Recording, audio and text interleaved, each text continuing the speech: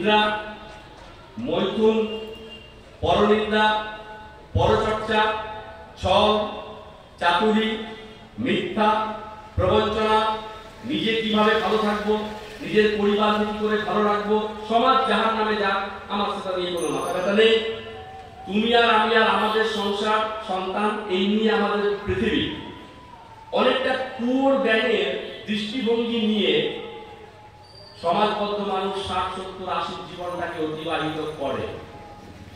না আছে সত্যের প্রতি আকুলতা, না আছে সত্যকে জানার জন্য ব্যাকুলতা, না আছে একটা বিশ্লেষণী মন, না আছে অ্যাবসলিউট নলেজ, যাকে আমরা উইজডম বলি। অনেকে ঘুরিয়ে ফেলে নলেজ আর উইজডমের মধ্যে আকাশ পাতাল ফারাক।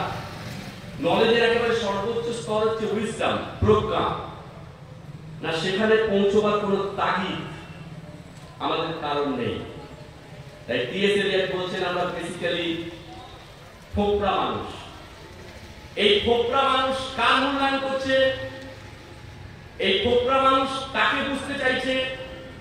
এই ফোকরা মানুষ ফালাকাটায়, যেহেতু আমি এসছি ডোন্ট টেক ইট আদারওয়াইজ, এই ফোকরা মানুষ ফালাকাটার চায়ের দোকানে, বাস স্ট্যান্ডে, কফি শপে, শপিং মলে, হাটে, বাজারে, ট্রেনে, টোটোতে কাকে নিয়ে সমালোচনা করছে?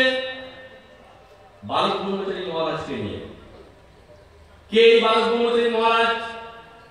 কোন আশ্রমের গুরু নয়, কোন গদির গুরু নয়, কোন মঠ, কোন মিশনের তথাকথিত সদানন্দ গদানন্দ ব্রহ্মচারী নয়, যিনি নিজের পরিচয় থেকে বলছেন আমি মায়ের পেট থেকে পড়ে গুরু।